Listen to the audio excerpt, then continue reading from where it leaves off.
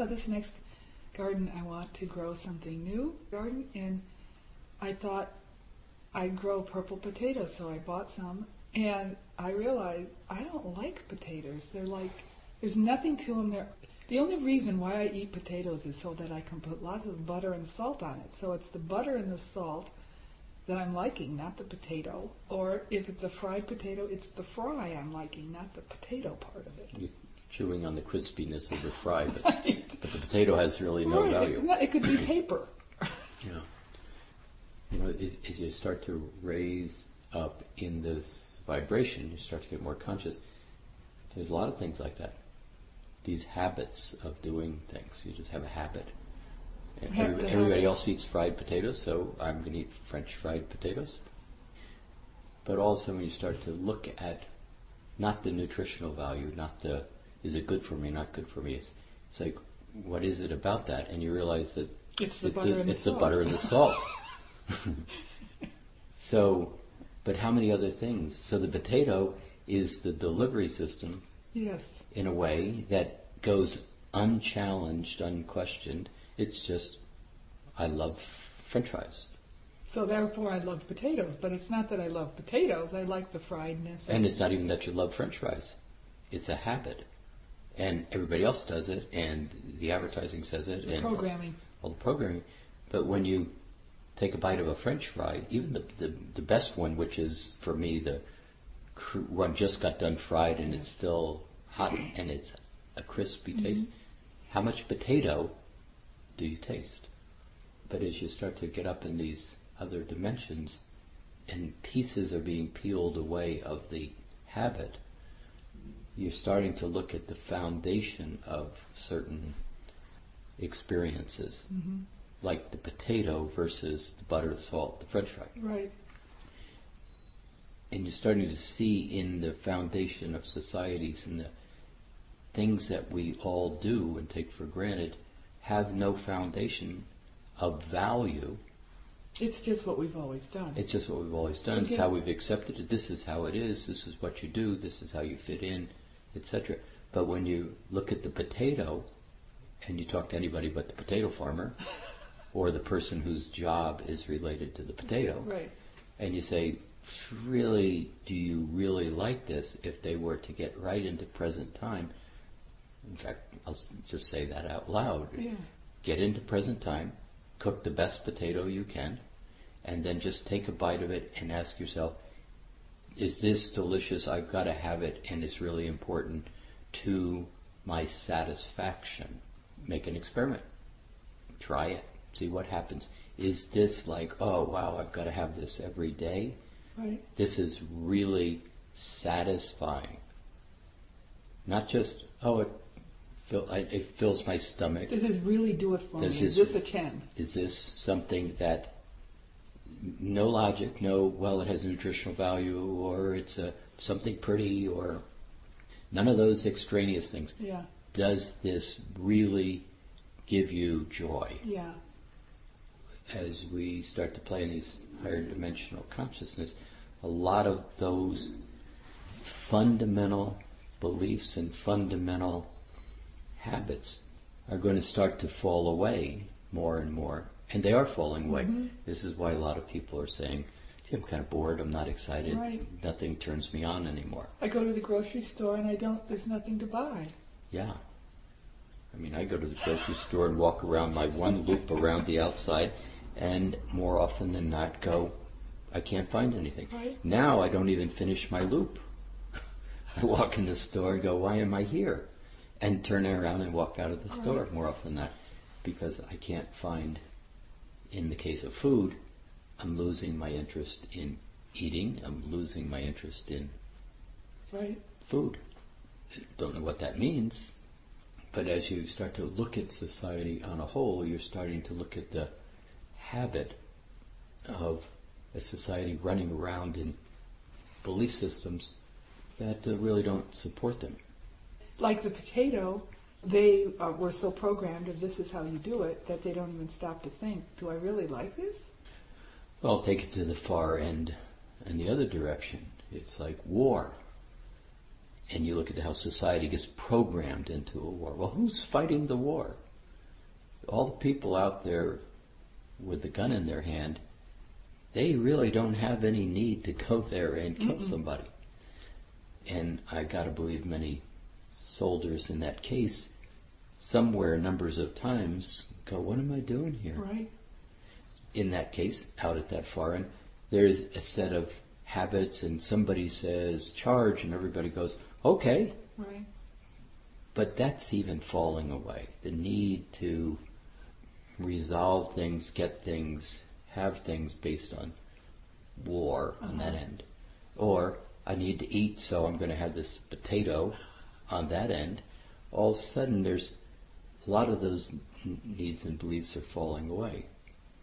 And the interesting part is those are the reference points like you talk about. You know, the reference point. So when the reference points fall away and I go to the grocery store and I walk out without buying anything, then it gets to be an interesting reference point. So am I not eating because I'm starting to live on light and breathing light into the body, one end of the spectrum, the breatharian side of it? Or am I just losing my taste buds and getting bored at the blandness of the food and my body just doesn't really feel happy around it? So here's the risk. There's a very fundamental risk. How is that a risk? What if what if it's my taste buds and my body just going, I don't like this stuff anymore, and I stop eating, I get sick and I die. Right.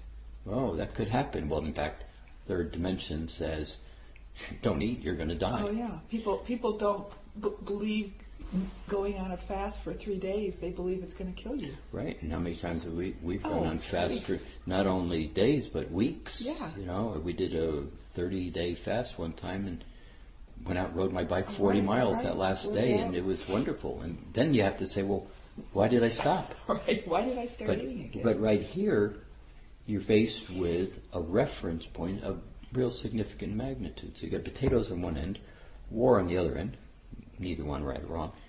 And right here in the middle, though, what do you do when you hit this piece where you've lost your reference point and you don't have something to replace it? Well, that's what's happening. But in this case, here's a really big one. If I don't eat, I might die. And the other side, in the hope of people listening to this, is I want to stop eating and being able to live on light. Right. Okay, well, go for it. Oh, but when am I going to know I'm not going to die by choosing this path? So that's about as fundamental as you can get. Am I going to die or not die? But what happens is it's chewing on the French fry that has no substantive value in a way, and you can make that decision and just stop eating French fries. But how many other reference points are falling away? And what is a fifth dimensional reference point, sixth dimensional reference point? Because they really are very different than everything that you've known. So it's a challenge here to become present and begin to absorb some of these shifting patterns into the body, because they are going to change you from one mindset to another mindset. Well, that's not correct. They're not going to change you. You're going to start to be able to choose between staying in the rainy day or walking over there where the sky's blue and maybe it won't rain over there. But it's a long walk over there. And what if it rains when I get there? So I'll just stay here in my rainy day here. So what would a fifth dimensional reference point be? If a third dimensional reference point is the habit of fried potatoes with butter and salt, would a fifth dimensional reference point equivalent be, like the other day, getting all the basil from the garden and the cilantro and the nuts and making a pesto? So as a fifth dimensional reference point, just a stepped up higher quality, more energy into the same thing. Well, it is from the standpoint of the expanding thought emotion, commanding your presence, really holding well-being, and living that well-being as a conscious thought, intention, feeling. So yeah, that's a higher vibration. In that higher vibration, many of the French fries fall away. Yeah. Because you can't keep a foot in both worlds, because that division is separating more and more. As you begin to make this fifth dimensional choice, in a way you've stepped onto that boat, and the boat has left the dock. And so one foot on the dock, one foot on the boat's pulling away. You're going to have to make a choice here. Some will jump back on the dock.